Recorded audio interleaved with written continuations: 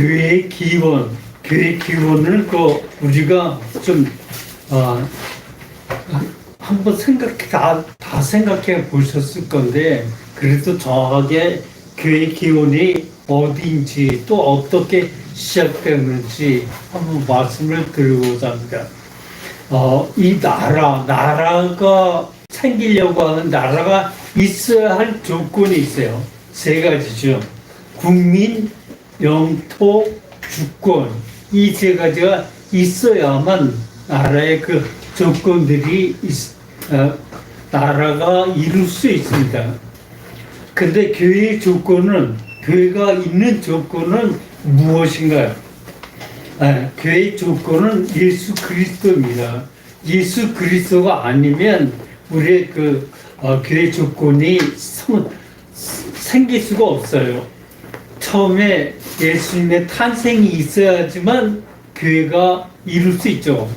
또 십자가에 달리는 죽음이 있어야지만 이 교회가 있을 수 있어요.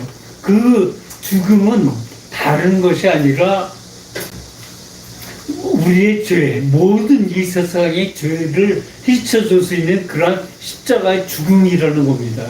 그 다음에 부활이죠. 이 탄생과 죽음은 인간에게 똑같이 있는 일이지만 이 부활은 그 다음부터 아주 예수 그리스도인을 만들려고 하는 그런 조건이고, 그 다음에 승천이 있고, 승천 후에 이제 다시 오실 재림이 있어요.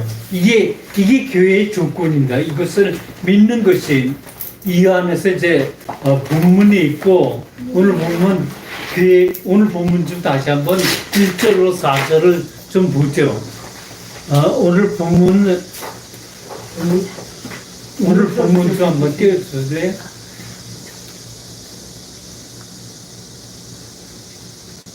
사도행전 2장 1절로 4절. 오순절 날이 이미 이름에 그들이 한 곳에 모였더니 호련히 하늘로부터 급하고 강한 바람 같은 소리가 그들이 앉은 온 집에 가득하며 마치 불의 혀처럼 갈라지는 것들이 그들에게 보여 각 사람 위에 하나씩 임하였더니 그들이 다 성령의 충만을 받고 성령의 말하게 하심을 따라 다른 언어들로 말하기를 시작하니라. 이 다른 언어는 이제 방언을 얘기하는데, 지금 우리가 하는 그런 방언이 아니고 베드로가 설교할 때 우리가 하는 그런 방언, 못 알아듣는 방언이 아니라 각 나라 사람들에게 한번 베드로는 그때 아람어를 썼으니까 아람어로 했는지 모르겠어요. 그런데 그 말씀이 각 나라의 그 말씀으로, 지금으로 치면 이제 영어나 독일어, 중국어, 한국어 이런 모습으로 들렸다는 거죠. 어쨌든 이러한 이러한 일이 있습니다. 그런데 이제 예수님의 이 교회라는 그런 말이 처음 나온 것이 이제 오늘 이 본문은 모든 모든 교회 목사들이 또 모든 신학자들이 꼽는 말이에요. 교회의 기원은 이 본문을 통해서 그러고 난 다음에 그 활동을 이제 교회 본문으로 그렇게 교회 기원으로 그렇게 삼고 있습니다. 그런데 이거보다 전에 마태복음 16장 한번 띄워줄래요? 마태복음 16장 16절에서 19절까지 같이 한번 읽어보죠. 같이 읽죠. 시작. 시몬 베드로가 대답하여 이르되 주는 그리스도시요 살아계신 하나님의 아들이시니이다. 예수께서 대답하여 이르시되 바요나 시몬아 내가 복이 있도다. 이를 내게 알게 한 이는 혈육이 아니요 하늘에 계신 내 아버지시니라. 또 내가 내게 이르노니 너는 베드로라. 이 반석 위에 내 교회를 세우리니 음부의 권세가 이기지 못하리라. 내가 천국 열쇠를 내게 주리니 내가 땅에서 무엇이든지 매면 하늘에서도 매일 것이요 내가 땅에서 무엇이든지 풀면 하늘에서도 풀리리라 하시고. 예, 18절 한번 다시 한번 보여주세요. 18절 너는 베드로라 이 반석에, 근데 베드로라고 하는 그러한 단어는 헬라어예요. 헬라어인데 그 헬라어의 베드로는 반석이라는, 그러니까 커다란 돌이라고 하는 그런 뜻이에요. 내가 이 반석 위에 내 교회를, 이 교회라는 말이 성경에 제일 처음 기록된 곳이 여기에요. 그러니까 내 교회를 세우리니 이렇게 하는 그 내 교회. 그 다음에 19절 그 말씀 다시 한번 천국 열쇠를 이 베드로에게 그리고 맡긴다는 겁니다. 천국 열쇠를 어쨌든 맡아서 지금 로마의 베드로 성전을 보면 그 베드로가 처음 교황인 거예요. 그 교황이 천국의 달래 교회의 교황이 아니라 이 천국 열쇠를 가졌기 때문에 제 1대 그 교황을 베드로로 하고, 그 다음부터 계속해서 이 교황들이 이 천국 열쇠를 물려받아서 자기들이 그렇게 행사한다는 그런 이야기입니다. 어쨌든 이때는 AD 아마 예수님이 십자가 달리신 것이 27년, AD 27년경일 것이라고 그렇게 말합니다.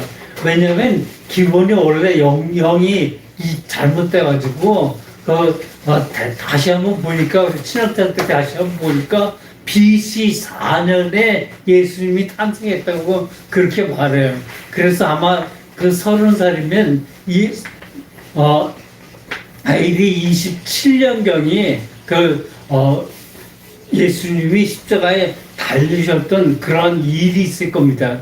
근데 어쨌든 27년경에 지금 이러한 말씀들이 나오게 되는 거고, 그 다음에 이거부터 좀 지나서 성전이 무너지는 것은 AD 70년에, 그러니까 이때 처음 이렇게 교회의 어떤 기원들은 있었는데 이때 활발히 활동을 못하고 그 사람들이 AD 70년까지 같이 있었어.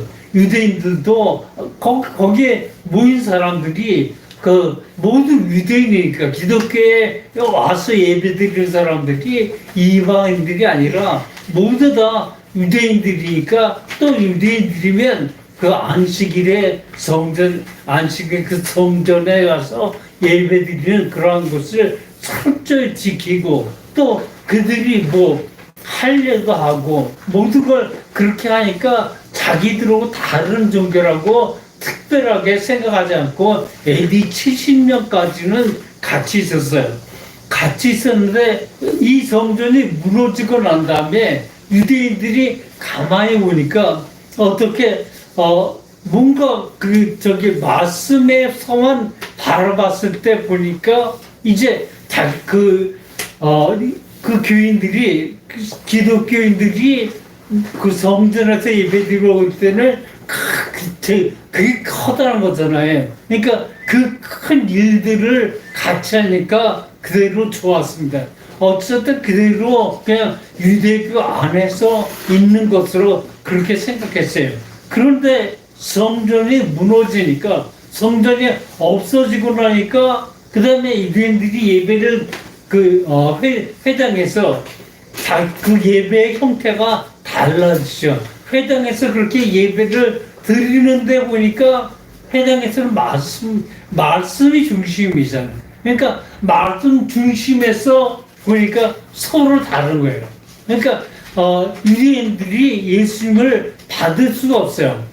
그 예수님은 기독교인들이 신이라고 하는데 그 신이 예수님을 다른 유일신 하나님밖에는 인정을 못하는데 그렇게 신이라고 하니까 그것을 받아들일 수가 없어서 그들과 기독교인들과 유대인하고는 이제 서로 다른 것이구나라고 하는 걸 그들이 깨닫고 이제 대처합니다. 그러니까 이때 70년 격에는 그냥 대처만 하다가 AD 90년경에 이 암리아 회의에서 정확하게 기독교는 유대교에서 기독교는 이단이라고 그렇게 물리치고 그들과 섞이지를 않았습니다. 그러니까 정확하게는 이 70년경에 완전히 교회와 그들이 분열이 있었고 이제 완전히 회당에서 모이는 사람들 따로 그다음에 교회에서 모이는 사람들 따로따로 이렇게 교회가 이때부터 정확하게 세워지는 것을 볼 수 있습니다. 이 자기들과 같은 줄 알았는데 같지 않아서 이런 성전 파괴가 이러한 모습으로 있어집니다.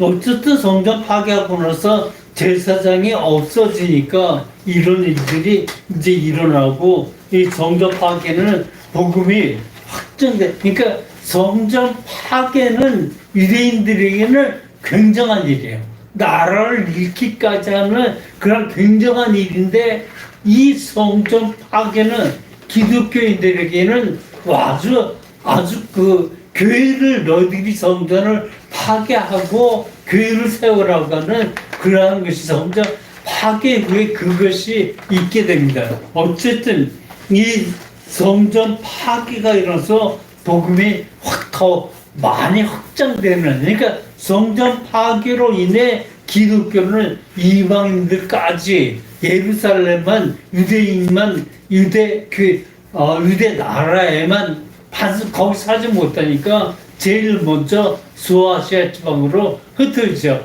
소아시아 지방은 지금의 터키에 본 곳입니다. 그러니까 거기에 뭐 에베소 교회라든지 안디옥 교회라든지 여러 교회가 거기에 처음 생겨지게 되는 그런 일들이 있게 되죠. 그래서 이제 성전 파괴는 기독교의 확장을 이룬 그러한 일들을 나타내고 있습니다.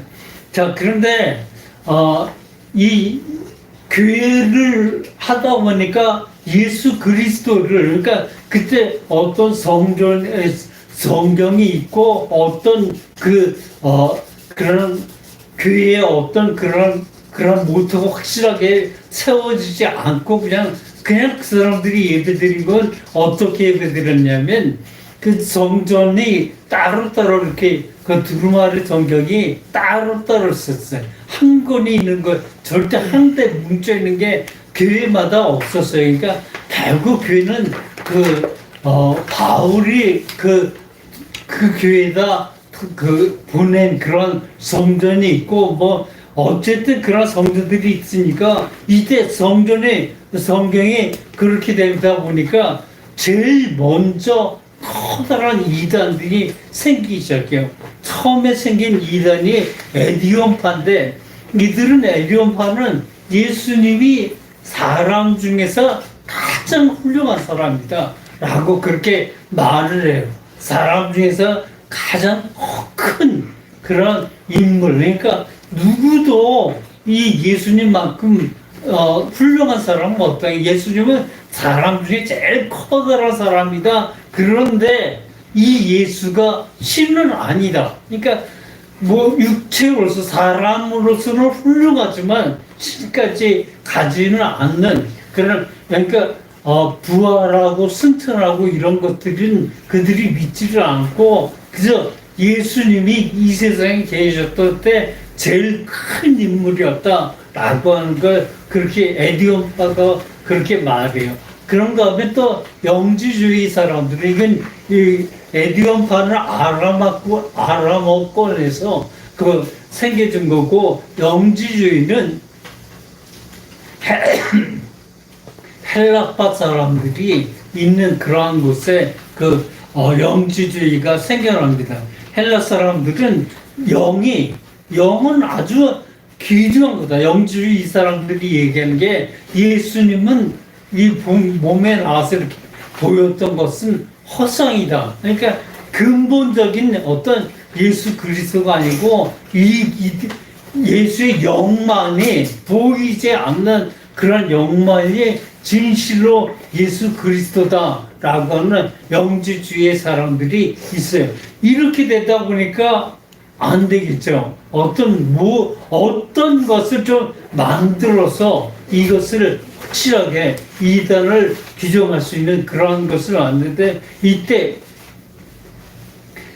성경을 그렇게 만들기 시작해. 그 성경을 만들기 전에 바울이 쭉 다니다 이제 전도를 다니다 처음에 이때는 아마 50년경이에요. 이 바울이 활동하는 것을 50년에서 60년경에 이때 전적으로 활동하는데, 여기에서 한번 그 사도행전 16절에서 사도행전 16장 6절을 한번 보여주세요.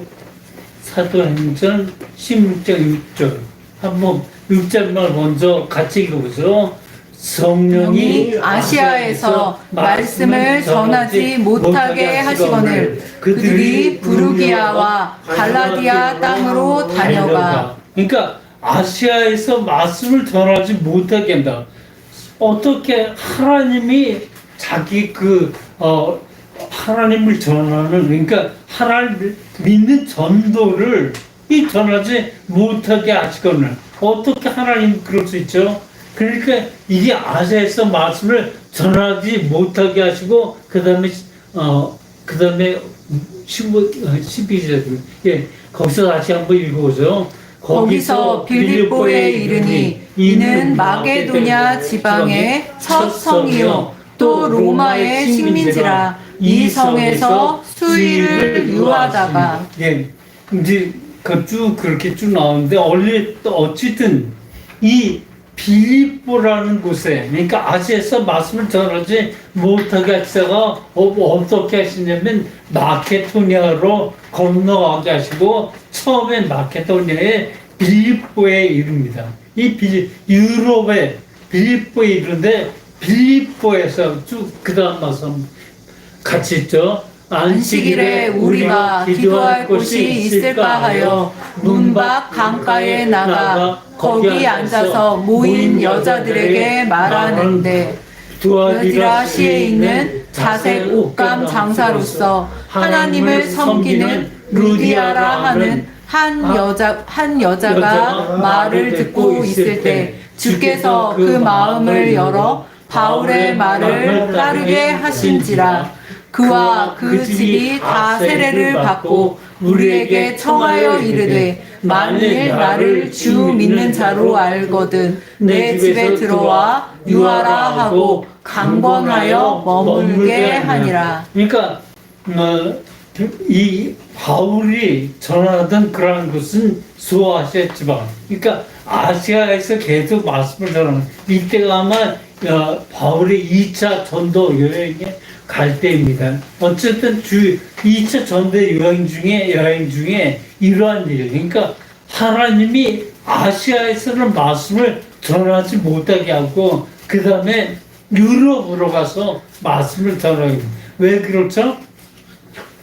왜 아시아에서 말씀하지 않고 이 유럽으로 그 터전을, 하나님의 그 역사의 터전을 어디로 삼는 것이냐면 유럽으로 옮긴 거죠.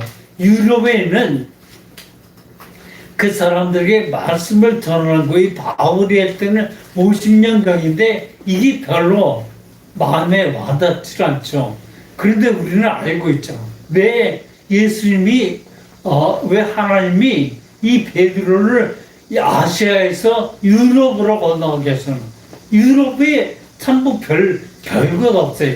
가장 살기 좋고 훌륭한 땅이라고 하는 게 이 메소포타미아지방, 그때 세계에서 제일 살기 좋은 곳이 메소포타미아 지방인데, 거기가 아니라, 그러니까 권력 있는 사람들은 다 어디를 넘보냐면 이 메소포타미아 지방을 넘봅니다. 그만큼 거기에는 자꾸 나라들이 바뀔 정도로 그렇게 심한 곳이죠. 어쨌든 이 바울이 그런 아시아를 버리고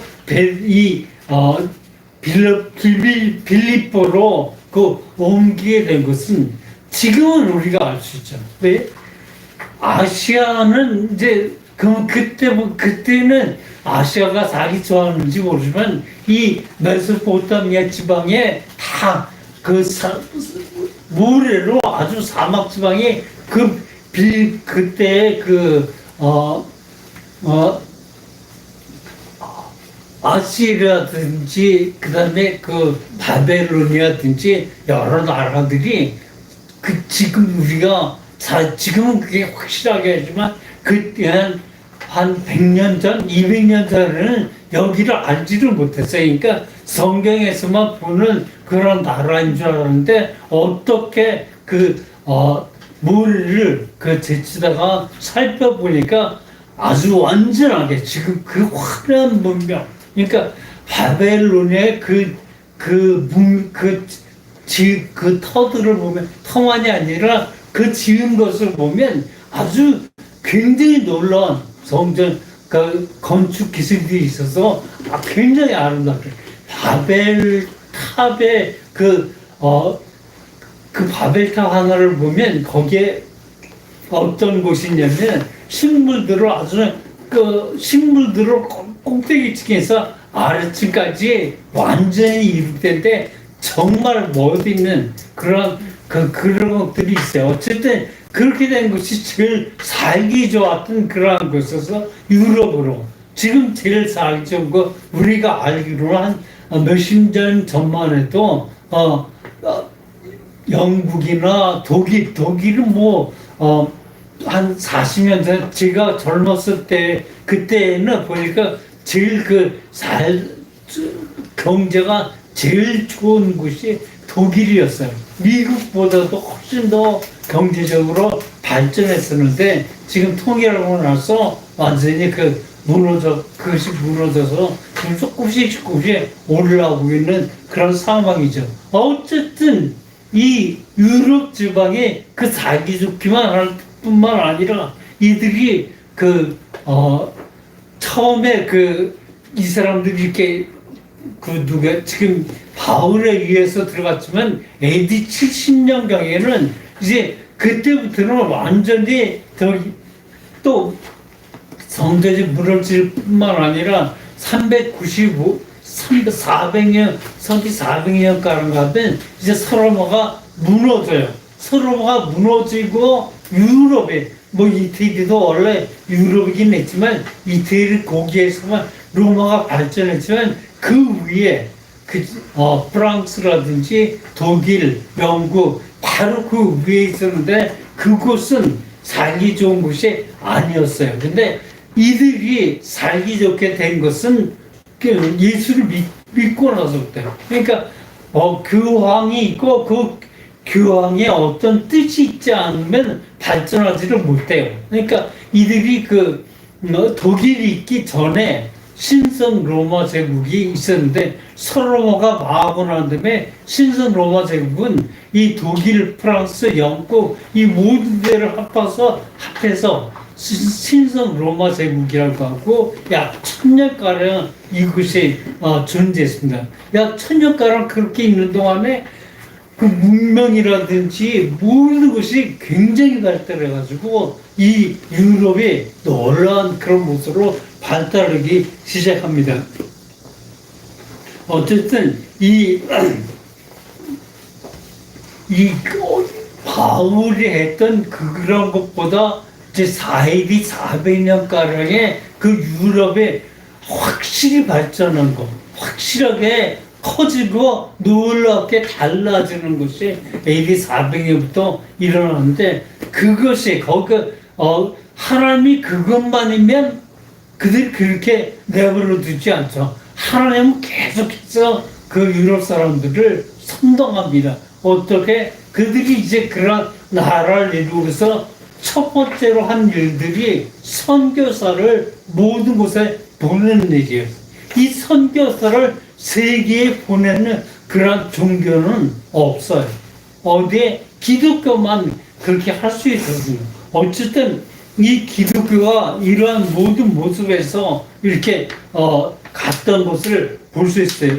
이제 이 순성 로마 제국이 끝난 다음에 거기 이제 기독교뿐만이 아니라 아주 살기 좋은 곳으로 바뀔 때는 이제 십자군 전쟁 이후부터예요. 십자군 전쟁이 200년가량 있었는데 그것이 끝나고 난 다음부터는 아주 확실하게 달라지고 있어요. 유럽이 달라지되 굉장히 발전하고 돈도 좀 많이 벌고 그때 르네상스가 그때부터 오게 되는데 그 르네상스 이후에 유럽은 아주 많이 달라졌어요. 그러니까 그러한 곳에서 선교사들을 보내니까 일본의 군함이 철로 만든 군함이 일본에 처음 갔을 때 일본 사람들이 깜짝 놀랐어요.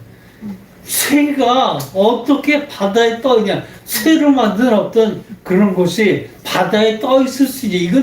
이건 불가능한 건데 이런 것들을 만들겠다고. 그러니까 유럽이 이렇게 아시아 사람들과는 아주 다르게 봤어요. 그러니까 군함을 만들어서 그 군함을 이제 바다에 띄워서 그러면서 어디든지 그 물자와 그런 것들을 공급하는 그러한 것을 볼 수 있습니다.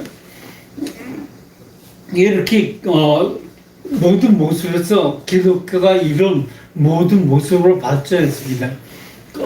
그 다음에 아까 말한 중요한 것이 성경이 시작되는 그런 것인데 성경을 신약 27권 그러니까 구약은 그 전부터 썼고 27권이 완성되기까지는 400년가량 걸립니다. 그러니까 여기에 그 책을 만드는데 그 계기가 사도들이 소천하고 그 다음에 그 예수님의 말씀이 잘못하면 다 사라질 것 같아요. 그러니까 그것을 대비해서 복음서들이 만들어졌습니다. 마태, 마가, 누가, 요한 복음서기 이 네 개의 것만이 아니라 아주 베드로 복음 여러 복음 해가지고 그 복음서들이 수십 가지 있는데 그 수십 가지에서 추려서 이 네 권으로 그렇게 있었습니다. 아까 그 에디온파를 얘기하고 그다음에 영지주의를 그렇게 얘기했는데 그래도 성경을 27권을 만들긴 했어도 그것이 확실하게 사람들에게 전해지는 게 잘 안 됐어요. 그래서 신경을 만들어요. 신경이 뭐냐면 그 사람들이 있는 고백이에요. 이렇게 사도신경부터 처음에 여기 나는 전능하신 아버지 하나님이 천재 창조주를 믿습니다. 여기까지는 하나님의 나는 그의 유일하신 아들 우리 주 예수 그리스도를 믿어. 그 다음에 그는 성령으로 잉태되어 동정녀 마리아에게서 나시고 본디오 빌라도에게 십자가 못 박혀 죽으시고 그 다음 장사된 지 사흘 만에 죽은 자 가운데 다시 살아났으면 하늘에 오르시어 전능하신 아버지 하나님 우편에 앉아 계시다가 거기로부터 살아있는 자와 죽은 자를 심판을 하러 오십니다. 이거 뭐죠? 지금 굉장히 긴 예수 그리스도를 설명하고 있어요. 그 다음에 나는 성령을 믿으며 그러니까 이 삼위일체를 얘기하는데 하나님 아까 그 한 줄로 끝을 하고 그 다음에 예수에 대한 설명이 장황하게 나오는데 그것이 예수님의 그것이 고백이 되고 그것이 마음속에 있는 사람들만 교인인 거예요. 그러니까 그것을 우리가 그냥 외우기만 하지만 사실 그 예수 그리스도가 우리의 마음속에 그대로 믿고 그런 사람들을 필요해서 이렇게 했습니다. 그 다음에 사람들이 나는 성령을 믿으며 여기까지는 하나님과 예수와 그 성령을 얘기하고 거룩한 공교회와 성대 교제와 죄를 용서받는 것과 몸의 부활과 영생을 믿습니다. 이것도 고백이죠. 이 고백은 교회 사람들이 그렇게 고백할 수 있게 그렇게 하는 것을 얘기하고 있습니다. 어쨌든 이러한 모든 모습 가운데 교회가 있게 되고 교회가 교회 기원이라고 쓰는 것이 이러한 것이 있은 다음에 처음의 기원을 오늘 본 말씀 있고 그 다음에 그 다음에 70년경의 성전이 무너지고 흩어지면서 교회가 성장하고 교회가 이제 여러 나라들로 하나님이 성전을 허물어뜨린 이유는 만약 기독교인들이 계속 성전에 있었으면 그 사람들은 거기에 빠져서 나오지를 못했을 거예요. 그러니까 그 못함을 알려주고 교회를 유럽으로 좀 보내려고 하는 그런 하나님의 어떤 뜻이 있어 지금의 교회를 이루게 되었다는 것입니다. 기도하죠.